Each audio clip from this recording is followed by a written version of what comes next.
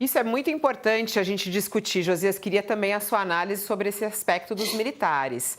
Devem perder ou não deve? Né? Eu queria até abrir a coluna da Carla Araújo, colunista aqui do UOL, também ela é a chefe da sucursal de Brasília. E ela diz aqui, ó, generais estão presos em celas espartanas, Exército não vai divulgar as imagens.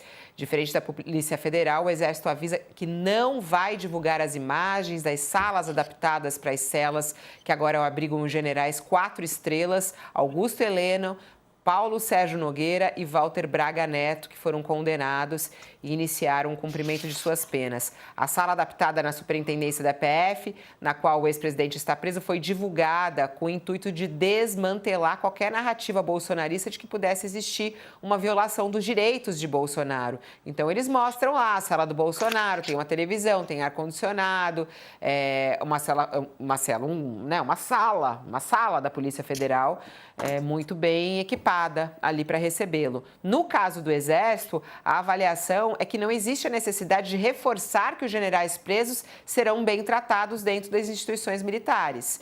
Né? E aí não vão divulgar. A prisão dos generais foi tema de uma conversa entre o ministro da Defesa, José Múcio, o comandante do Exército, general Tomás Paiva, e o ministro Alexandre de Moraes.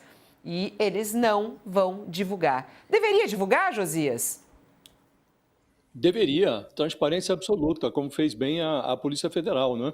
É muito curioso o que está acontecendo agora, Fabiola, porque todos esses condenados do núcleo principal do complô do golpe, eles passaram o tempo todo esgrimindo a tese segundo a qual deveriam ser julgados pela primeira instância, não pelo Supremo Tribunal Federal, porque eram brasileiros convencionais, não tinham mais cargos que justificassem a observação do foro por prerrogativa de função. Portanto, sem cargos, deveriam ser julgados na planície do judiciário e não no topo do judiciário, no topo do Supremo. Agora, todos eles se dizem detentores de regalias que não justificam o encarceramento em presídios convencionais. Então, está todo mundo desfrutando das suas prisões em salas de Estado-Maior, o Bolsonaro na Superintendência da Polícia Federal, os oficiais das Forças Armadas nos quartéis, em quartos bem preparados, reformados, recém-reformados, tanto na Polícia Federal quanto no comando comando militar aqui do Planalto. As acomodações foram reformadas para recepcionar esses presos que agora se consideram especiais. Ninguém quer ir para a cadeia convencional. O ministro da Defesa, o José Múcio, ele vinha repetindo desde o início do governo Lula que não houve envolvimento das Forças Armadas como instituição numa tentativa de golpe no Brasil. O que houve foi o envolvimento de CPFs militares individualmente se acompliciaram com o Bolsonaro, mas as Forças Armadas não. Agora, para que esse discurso tenha consequência e seja reconhecido como algo efetivo, é preciso que as Forças Armadas expurguem essas pessoas que tentaram, que praticaram crimes contra a democracia dos seus quadros. Então, o Exército e a Marinha estão devendo ao país informações sobre o processo de expurgo de pelo menos 5 membros desse Estado-Maior do golpe. O Bolsonaro, que é um capitão reformado, há 3 generais nesse meio, o Braga Neto, o Paulo Sérgio Nogueira e o Augusto Heleno, e há um almirante, o Almir Garnier. Né? E o que se depreende agora, Fabiola, pelo zum que se ouve nos subúrbios das Forças Armadas, é que esse processo vai ser empurrado com a barriga. É muito difícil o Superior Tribunal Militar não reconhecer o crime cometido por esses personagens. Há um julgamento com fartura de provas do Supremo Tribunal Federal, que, como disse, está no topo do sistema judicial no país. O Tribunal Militar é superior, mas não é supremo. Está abaixo do Supremo Tribunal Federal. Portanto, é preciso reconhecer o que foi atestado como veraz, provas admitidas como válidas no julgamento do Supremo. Então, vai ter que purgar, tem que passar por um ritual da desonra, tem que perder esses militares, tem que perder as suas patentes. Se eles perdem a patente, eles perdem também o direito a esse cárcere privilegiado, no conforto dos quartéis. Então, o que se ouve, como disse, nos subúrbios ali das Forças Armadas, é que esse processo vai ser empurrado com a barriga para que os militares sejam detidos ou permaneçam detidos nos quartéis, até que sejam beneficiados pela progressão de regime que lhes conceda o regime aberto, que lhes permita cumprir o resto da pena em liberdade. Se isso acontecer, aí vai ficar difícil sustentar essa tese de que envolveram-se no crime apenas os CPFs, que o Exército, a Marinha, não estão protegendo corporativamente esses oficiais. Então é preciso apressar, sem prejuízo do devido processo legal também na Justiça Militar, mas o Ministério Público Militar precisa se apressar e o Superior Tribunal Militar precisa também providenciar a resposta, Fabíola. Como o defeito, a resposta, por melhor que seja, não vai expurgar esses militares que desonraram as Forças Armadas brasileiras da folha salarial. Eles vão continuar lá, recebendo os vencimentos, agora por meio de familiares, porque serão considerados mortos fictos, serão mortos vivos, zumbis ainda, importunando o Tesouro Nacional. Mas, assim é a lei. Enquanto o Congresso Nacional não reformar essa lei, essa excrescência que faz com que militares expulsos, até por homicídio, agora por tentativa de golpe, permaneçam na folha recebendo os vencimentos, enquanto não mudar essa lei, esse escárnio permanecerá. Mas o expurgo, a perda das patentes, isso não pode se alongar por muito tempo não, Fabíola. São duas coisas, é importante explicar isso, né, Josias? Porque tem que ter uma reforma para que, por exemplo, eles não recebam mais salários, mas se eles podem perder as patentes, sim, isso vai ser julgado, né, pelo Tribunal Militar. E isso é importante deixar claro. Tem tempo para isso, Mairovich? Agora, do caso saindo do Supremo, isso já começou lá no Superior Tribunal Militar. Tem prazo para isso ou não? Como é que vai rolar? Olha, tem o devido processo, porque como eu disse antes, veja bem, uma coisa é o crime, é a atuação criminal. Isso o Supremo decidiu que houve crime, então não há como se afastar disso. Como consequência, a perda da patente. Agora, a quem compete verificar essa perda de patente? Administrativamente, ao tribunal, ao Superior Tribunal Militar, para ver se há um enquadramento na disciplina. E aí estamos no campo do mais grave. Então é evidente que se o Superior Tribunal Militar entender que não é caso de perda de patente, está cassando a decisão do Supremo. E caçando a consequência, quer dizer, está inventando, está criando o quê? Uma saída corporativa. Então, por isso que eu disse que eles estão numa sinuca de bico e tem que pisar em ovos. Por quê? Porque se eles decidirem assim, qualquer do povo, e o Ministério Público, que tem o poder-dever, vai apresentar uma reclamação no Supremo Tribunal Federal, dizendo que, olha, administrativamente, disciplinarmente, eles decidiram de maneira contrária ao Supremo aos efeitos da condenação. Então, daria uma confusão danada, e eles não vão, evidentemente, colocar um superior tribunal militar, que é o primeiro tribunal. Atenção, o Brasil criou um primeiro tribunal, que é esse aí, antes de Supremo, antes de qualquer coisa. É esse tribunal castrense. Então, acredito que não vai haver nenhuma confusão. Voltando ao tempo, evidentemente que cada processo tem uma dificuldade que o empurra, o alonga no tempo. Por quê? Porque precisa de reflexões, de análise, mas isso aí dá até julgamento antecipado se aplicar o Código de Processo Civil. Estou citando um exemplo. Por quê? Porque a questão é muito simples, muito simples. É uma coisa banal. Já está decidido no Supremo. Já está o crime mais grave da República, está lá. Então, e do outro lado tem o julgamento militar, o primeiro julgamento deles, no sentido de que defesa da Constituição.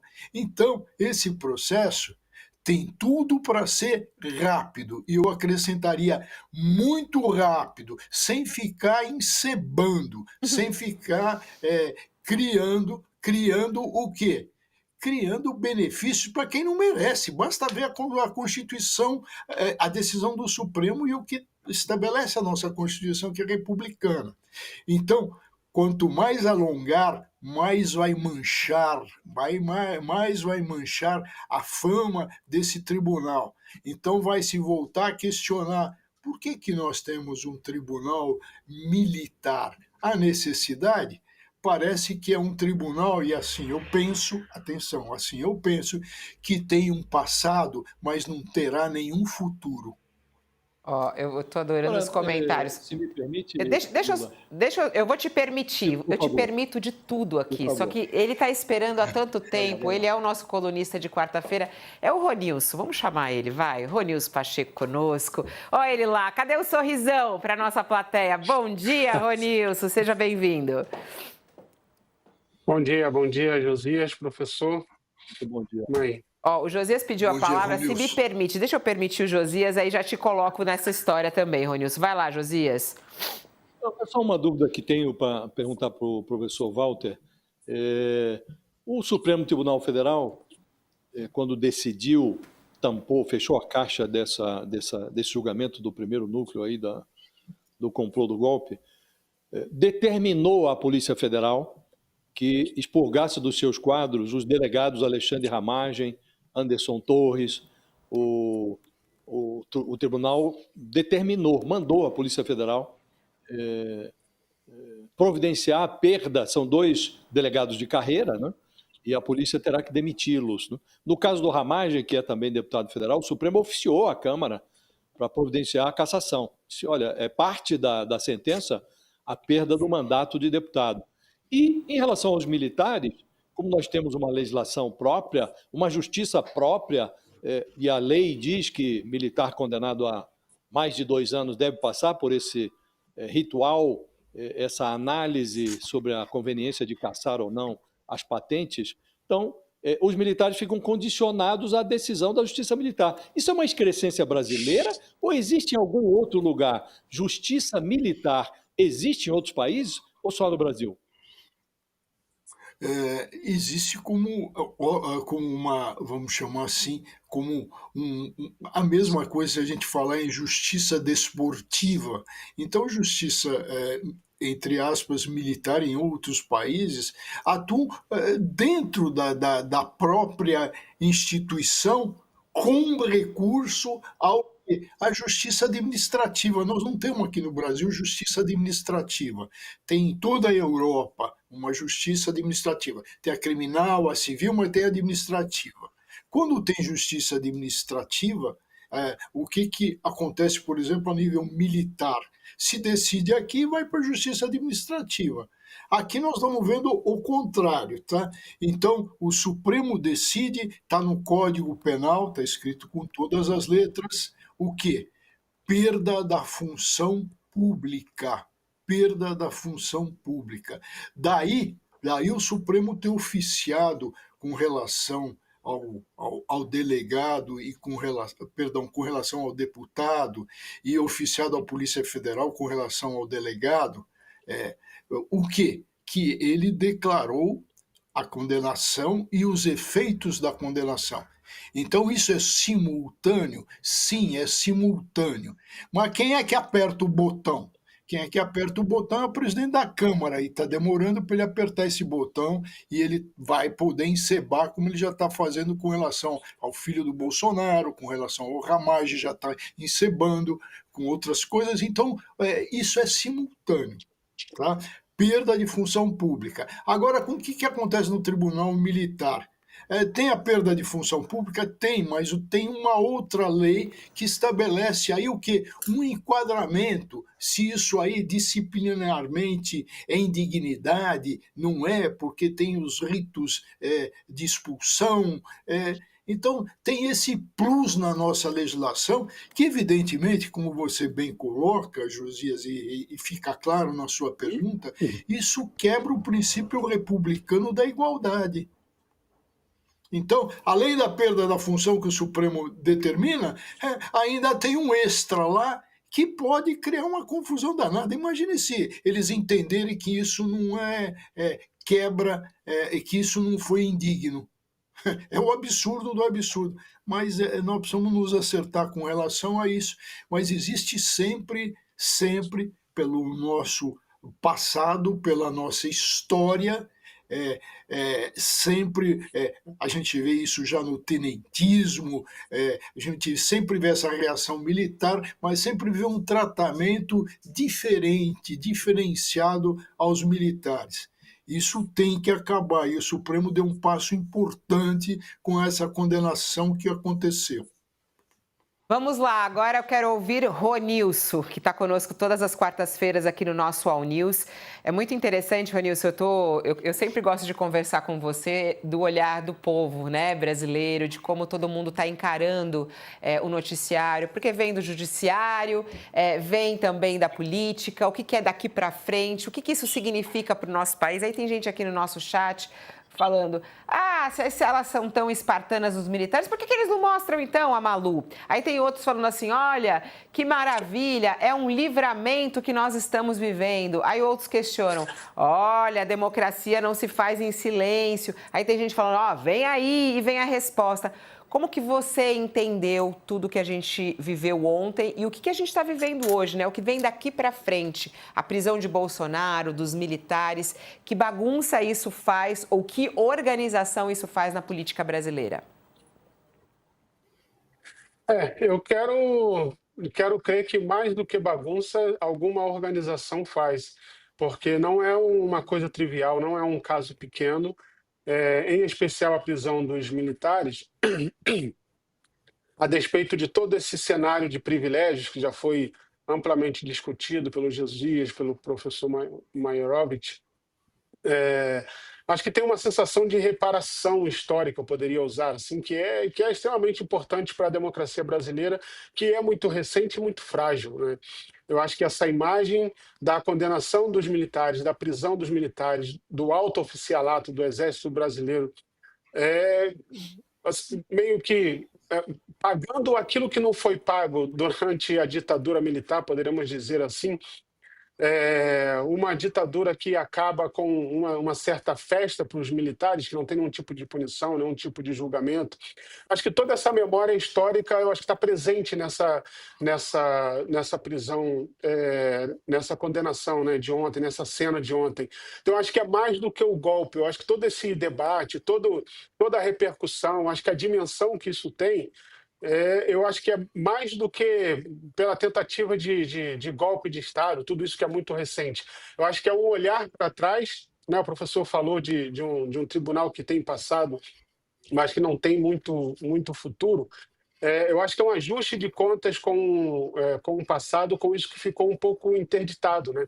Esse nível de privilégio, esse nível de impunidade, essa certa intocabilidade do Exército Brasileiro, dos militares, do alto oficialato, que de alguma maneira se quebra a partir de ontem. Então, acho que tem uma repercussão, é óbvio, né? Tem toda uma certa conexão, você falou de como o povo está vendo. Eu acho que toda vez que uma grande parte da população vê uma espécie de quebra de um privilégio, de um alto privilégio como esse dos militares, eu acho que tem sim uma certa resposta, uma certa sensação de que ninguém é intocável. Eu acho que isso é uma coisa, né? Eu acho que isso tá nos bares, está nas conversas de esquina, está nas conversas da manhã, do bom dia, mas eu acho que para uma outra parte da população, sobretudo uma parte da população que vivenciou, que viu, que testemunhou de alguma forma o que foi 20 anos de ditadura militar no Brasil, eu acho que tem sim uma certa...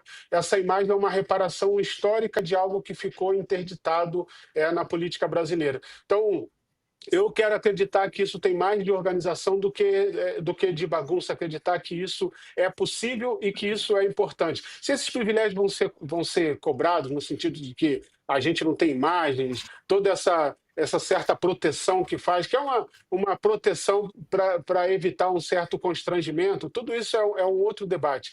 Mas eu acho que mostrar que, de alguma forma, aquilo não ficou impune, acho que essa conexão é extremamente importante. É um momento muito especial para a política brasileira, eu diria.